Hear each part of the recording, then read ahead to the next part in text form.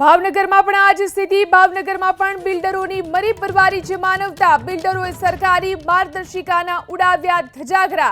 રૂપિયા કમાવાની લાયમાં બિલ્ડરોનું મહાપાપ કરવામાં આવી છે, પરંતુ ભાવનગરમાં તેનો ઉલાળ્યો થતો હોય તે પ્રમાણેના દ્રશ્યો જોવા મળી રહ્યા છે. તમને સીધા દ્રશ્યો બતાવવાનો પ્રયાસ કરીશ કે એક તરફ જે હીટ સ્ટ્રોક કે ભાવનગરની અંદર 40 ડિગ્રીથી વધુ તાપમાન છે તે પડી રહ્યું છે અને બીજી તરફ અગન વર્ષા પડતી હોય તે પ્રમાણે લૂ લાગતી હોય છે. પરંતુ રાજ્ય સરકાર દ્વારા તાજેતરની અંદર શ્રમિકો માટે જે માર્ગદર્શિકા જાહેર કરવામાં આવી છે તેમાં 1 થી 4 ના સમયગાળા દરમિયાન શ્રમિકોએ કામકાજ ન કરવું તે માટેની સૂચના અને માર્ગદર્શિકા જાહેર કરેલી છે. પરંતુ ભાવનગરમાં આપ જોઈ શકો છો, ડેવલપર્સ હોય કે પછી બિલ્ડર હોય, ત્યાં શ્રમિકો કામ કરતા નજરે પડી રહ્યા છે. એક તરફ જે માર્ગદર્શિકા જાહેર કરવામાં આવી છે તેનો કોઈ અમલવારી કરવામાં આવતી નથી. રાજ્ય સરકારનું જે માર્ગદર્શિકા હોય છે તે માત્ર વહીવટી વિભાગને વાંચવા માટે હોય તેવા પ્રકારના દ્રશ્યો છે તે જોવા મળી રહ્યા છે.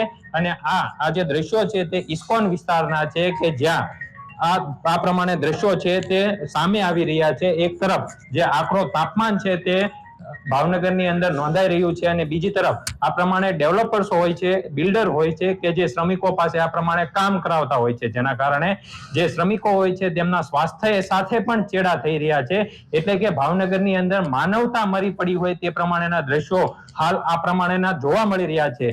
ભાવનગરના જે વહીવટી વિભાગ હોય છે તેમની પણ જવાબદારી હોય છે કે રાજ્ય સરકાર દ્વારા જે માર્ગદર્શિકા બહાર પાડી છે તેમનું ચુસ્તપણે પાલન કરાવવામાં આવતું હોય, પરંતુ આ પ્રમાણે ભાવનગરની અંદર બિલ્ડર્સને ખાસ કરીને આ જે ડેવલપમેન્ટ થતું હોય ત્યાં શ્રમિકોની અંદર કોઈ પણ પ્રકારની માર્ગદર્શિકાનો અમલ થતો હોય તેવું જોવા મળી રહ્યું નથી. આ સીધા જ દ્રશ્યો છે ઇસ્કોન વિસ્તારના કે જ્યાં આ પ્રમાણે બિલ્ડિંગ છે તેની સાઇટ છે તે ઊભી થઈ રહી છે અને આ માર્ગદર્શિકા જે બહાર પાડવામાં આવી છે તેમનો કોઈ પણ પ્રકારનું પાલન થતું નજરે જોવા નથી મળી રહ્યું. પાર્થ મજેઠિયા, એબીપી અસ્મિતા, ભાવનગર.